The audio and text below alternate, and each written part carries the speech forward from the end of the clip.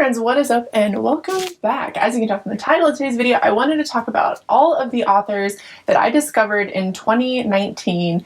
It feels really weird to say 2019 now, that I absolutely fell in love with. I'm going to keep this list pretty short because I tend to read authors that I really enjoy, like a lot of Stephen King, like repeat authors, which I think a lot of us do because going back to those authors sort of feels like home.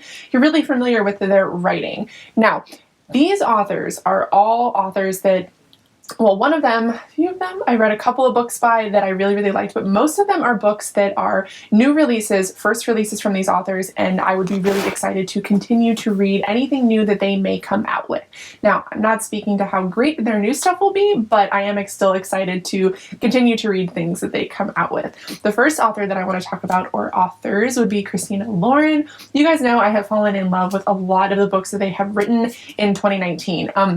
Or even books that they had written before then. They tend to write adult contemporary or adult romance, but they do also write YA. They did write autobiography, which I did really enjoy. They wrote The Honeymooners, which I really enjoyed, but they do have a couple of books that I wasn't the biggest fan of, and I think that that speaks volumes to the fact that I still would like to read them. They did Once in a Blue Moon and Love in Other Words, and I didn't really enjoy either of those, but of the 10 books by them that I have read, I have absolutely fallen in love with their writing style, with their characters, with their humor. There's a lot of humor throughout all of their books, and I think that they are just such a dynamic duo at the same time. They do a lot of research for the books that they're writing, like even Once in a Blue Moon, which I didn't, or Twice in a Blue Moon, sorry, that I didn't really enjoy. They did a lot of research on what it would be like to work on a movie set because the book does revolve around movies, and I thought that was really cool. And even with autobiography, they did a lot of research on Mormons and kind of how they feel about certain topics. And I think that that kind of sensitivity is really important.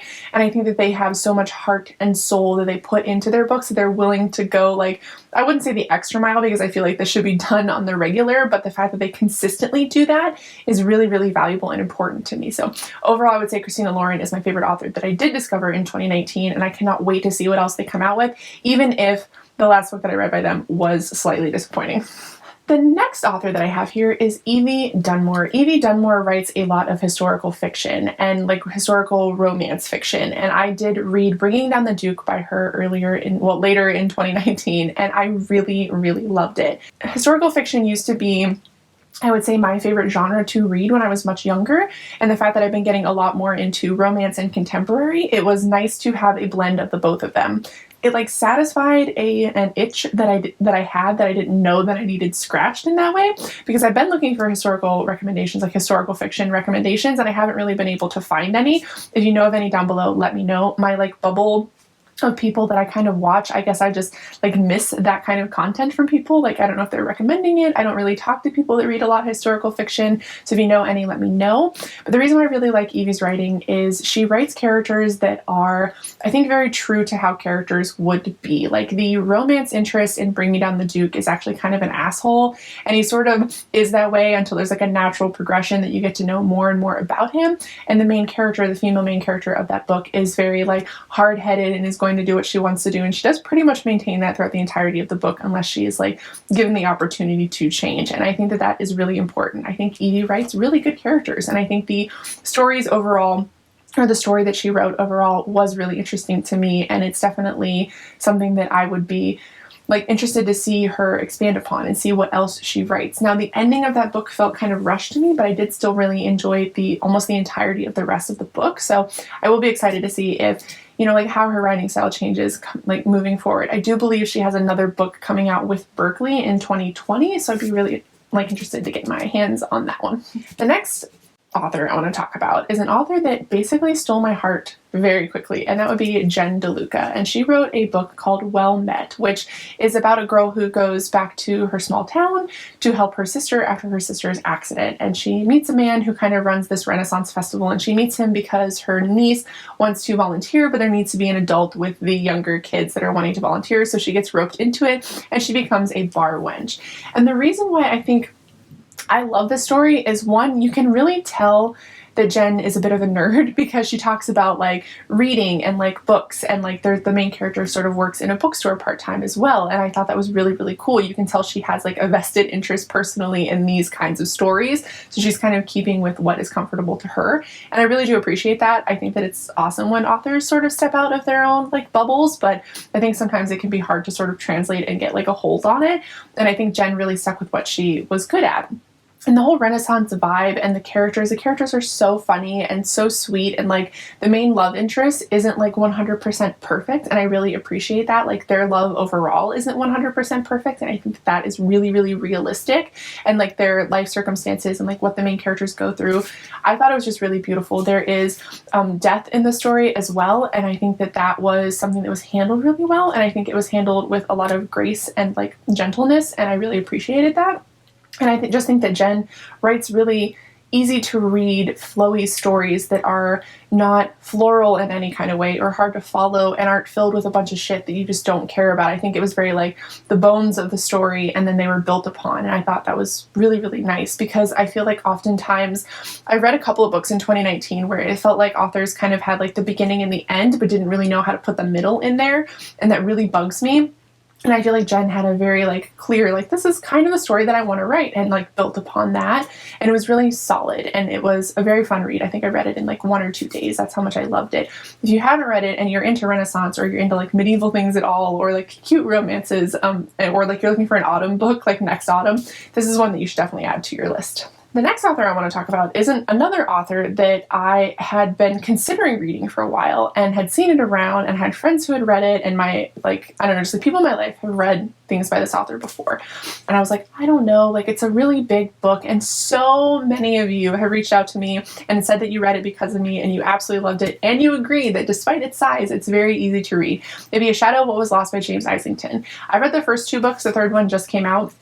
I am head over heels in love with this series. So James is a self-published Australian author, and a lot of publishers will later pick up some self-published authors. Like Orbit is who picked up James, and they'll kind of like rework the story and like editing and things like that, and then they'll re-release the book. And you guys, this book is huge. I think the first one is over 600 pages, second one is over 700 pages, and I think the third one is over 800 pages, but it is so well crafted.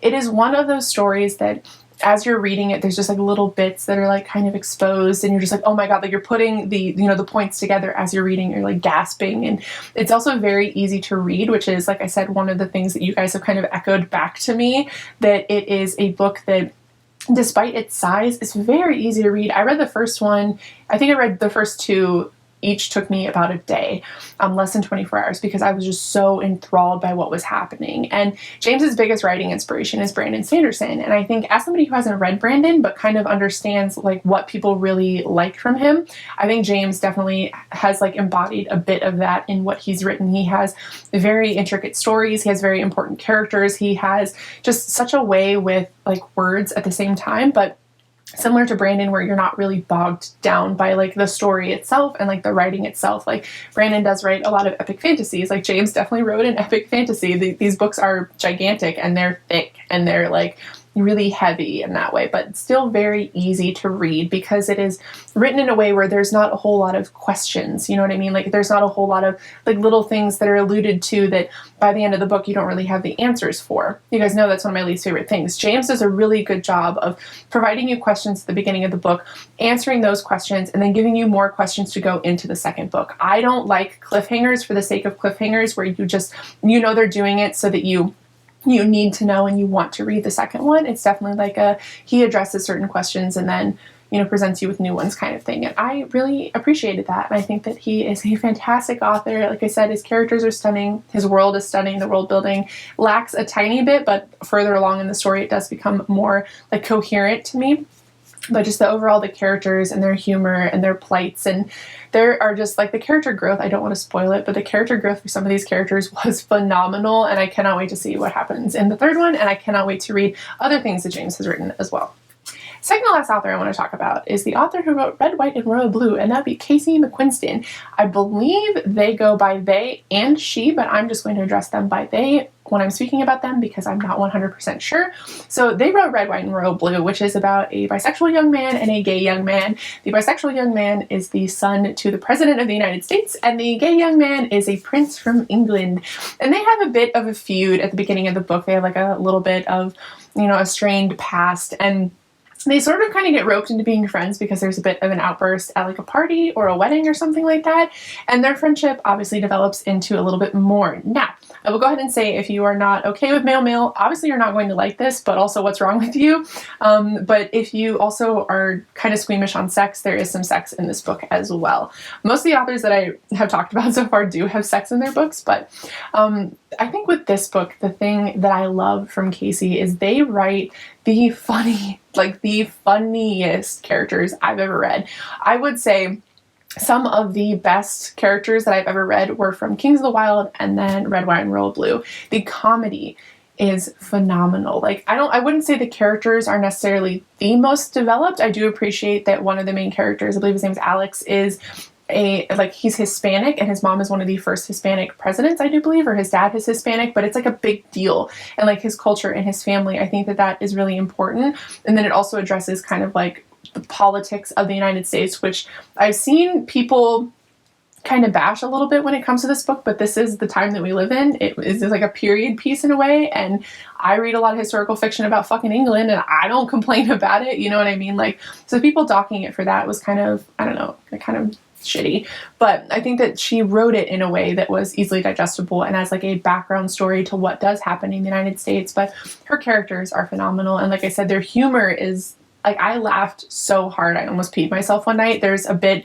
with a turkey. There's like a turkey involved in one chapter of this book, and I thought I was going to die from laughing.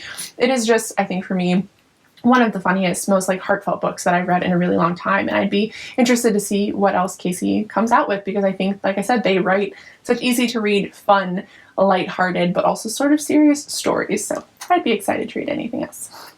And the last author that I want to talk about wrote one of my favorite books of the year, and that would be Alex Harrow. She wrote 10,000 Doors of January, and this is more of a, I would say, magical realism kind of book in a way, but semi-fantastical. Basically, it's about a young girl who is able to travel through these doors, and she is able to like meet certain people and travel, like obviously like similar to like enter one door, travel 10,000 miles to another door. Like, it's very fantastical, like I said.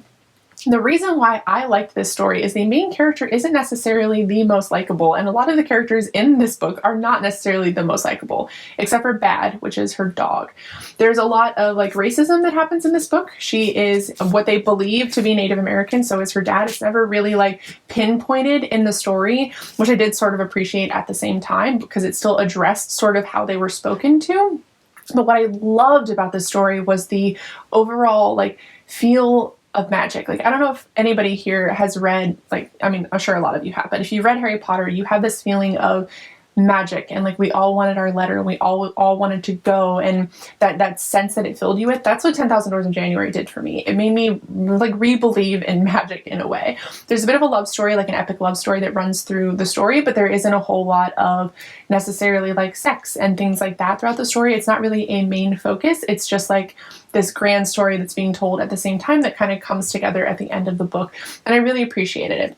Another thing that I love about Alex is her writing.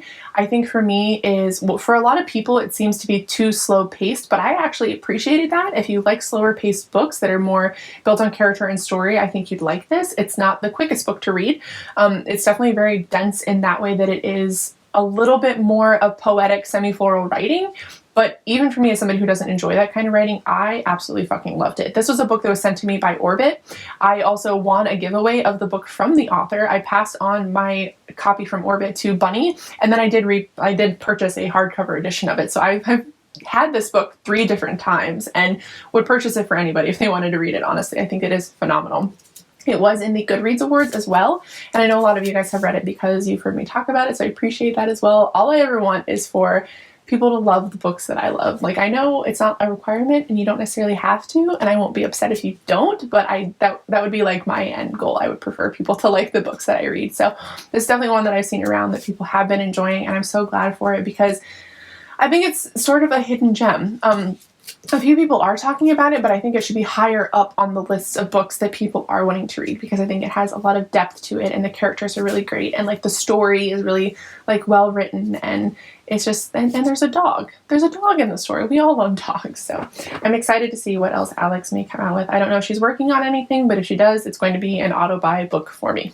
Alright guys, so those are the books, or the books by authors that I discovered in 2019 that I absolutely loved. Let me know down below if you discovered any of these right along with me and what you thought of them, or who's an author that you discovered in 2019 that you have fallen absolutely in love with, who has become an auto-buy author for you. But that is it. I love you guys so much. Thank you for watching, and I will see you in my next video.